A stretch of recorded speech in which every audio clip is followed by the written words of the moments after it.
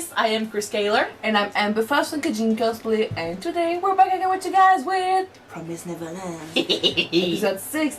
I'm so sorry, I didn't know what I was saying. Last conversation was a fuzz. I think I'm okay now.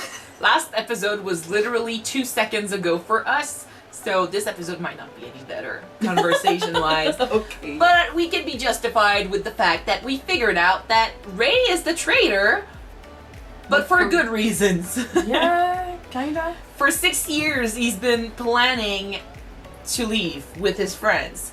He's been putting himself in danger. He's been betraying everyone. He's been, spitting on his honor and stuff in order to save himself and his friends, which is good. Fortunately, killing small children to try to escape later on. For this guy, But, the end yeah. justifies the means. So, Yeah. sadly. Emma and Norman, they know now. Norman, I think he figured out that Ray's way of acting is not the way he actually is. We also saw, Ray, he had a creepy smile on, but then he looked at the drawing of him and his friends, and the smile went down, so he's still playing the game, he's still planning stuff. He's also doing stuff on his own, sadly, which makes it hard for us to trust him now, but we'll have to wait and see what he does. Yes, we do. Yeah, and Emma was like, oh, you're not alone anymore, so don't, she doesn't want to hate him, she doesn't want to... Don't hurt any more children, please. Yeah. Please. Yeah, so at least she forgave him for that. The other two that know about what's going on, Don and... Gilda, I heard something else, sorry. Don and Gilda, they learned about the secret room in Mom's office. Yep. And they were told not to look it up, but they need proof. They need to see who Mom truly is. They need to find Connie, who's dead, but they don't know.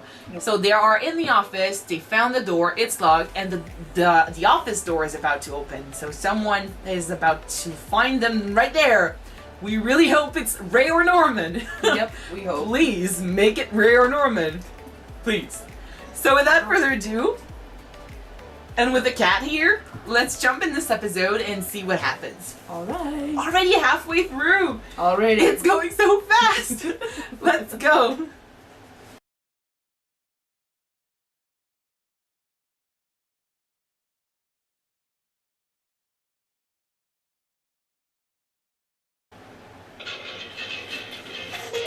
I wonder if having them escape to prove that Mom is not as perfect as she pretends to be, and then helping them capture them once they're outside is her plan.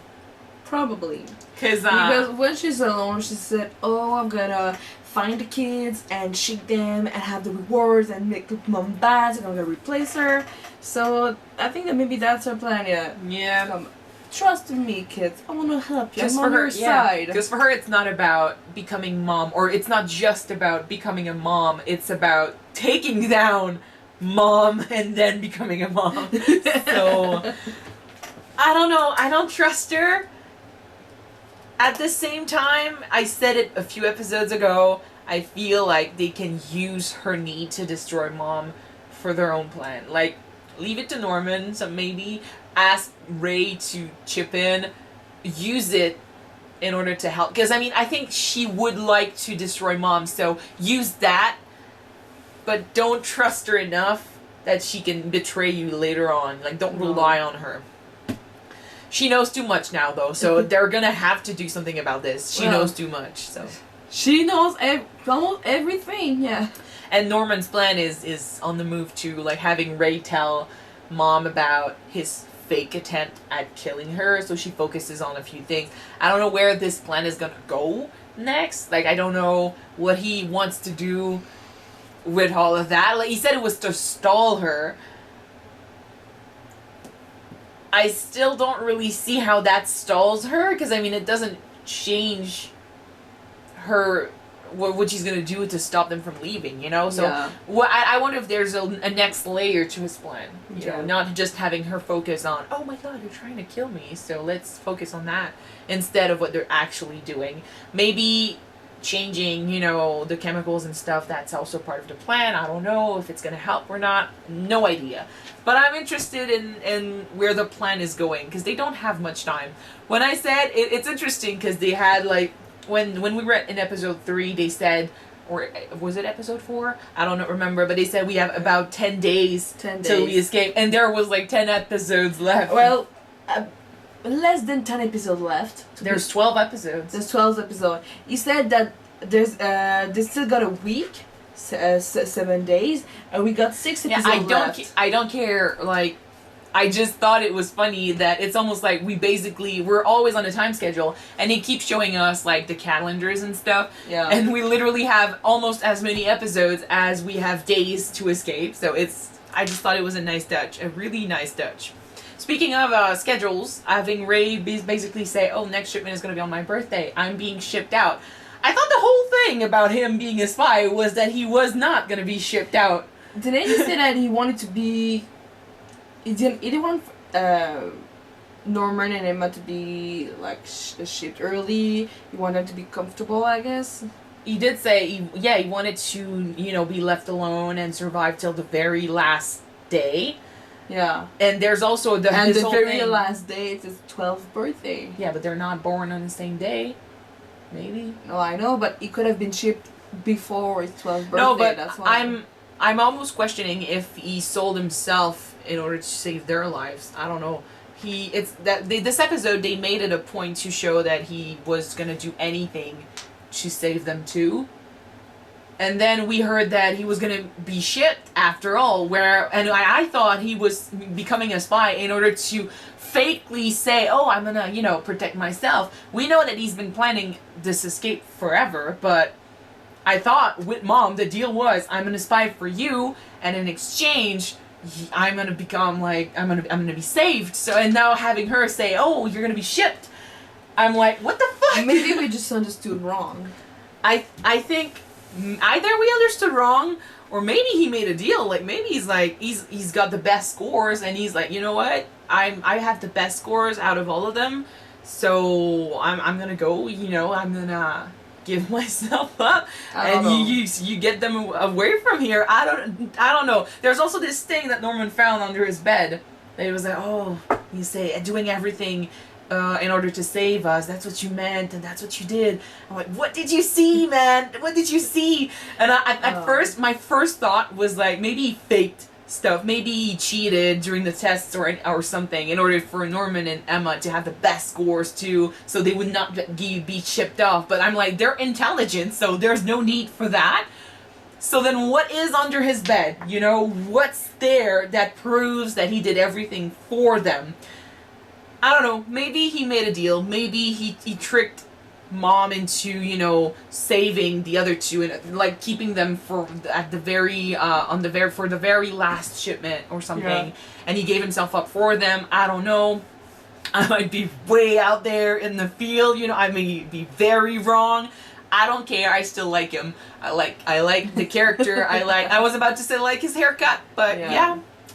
And I want to figure out, there's so much mystery in this show. I want to figure out what he saw. I want them to speak their minds and stop lying and scheming and manipulating, so we finally know what's going on.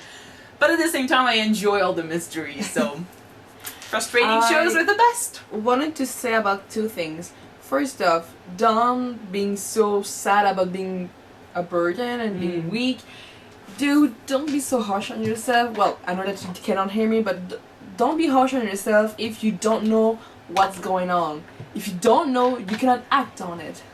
I think he thought that since he's weak, that's why he wasn't told the truth. Knowing that people like Ray knew about everything forever, and he didn't trust them enough to tell them what was going on. And he's angry at them. He's like sending all his anger on them because they knew and they didn't tell him. And he sees this as, "Oh, you didn't trust me enough," but the truth in his mind is, I wasn't good enough to be trusted. I know. So he thinks maybe that if he had been stronger, if he had been better, maybe he would have been told the truth before and he would have been able to stop it. I know. Because, I mean, let's be real. For us, these are just characters. they're friends. For them, these are brothers and sisters. They grew up together. They know only each other. They're close. And, I mean, we see these kids and we find them cute and we're like, oh, how can you leave them behind and stuff? But they literally live with these kids. Okay, you're the oldest in our family. Yeah. Okay, just like Emma, Ray, and Norman. Okay? Yeah. If you found out I'd leave you that our behind. mom... fudge you, please. But if you found out that our mom were shipping us with our imaginary siblings to get eaten by monsters, Mm-hmm. would you tell me the truth, or would you try to protect me because I'm younger than you? Oh, And I'm your responsibility. it depends.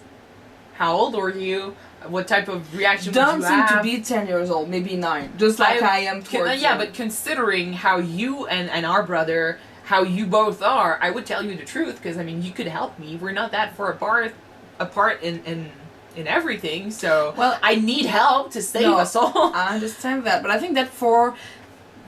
Well, Ray just doesn't like to talk at all, so that's okay. But for Norman and for Emma, I think that they believe that the truth was so unbelievable that it was easier to maybe lie to them, to protect them, and to help them, ask them to help them escape. There's no need to convince me on that. I completely understand why they didn't tell the truth.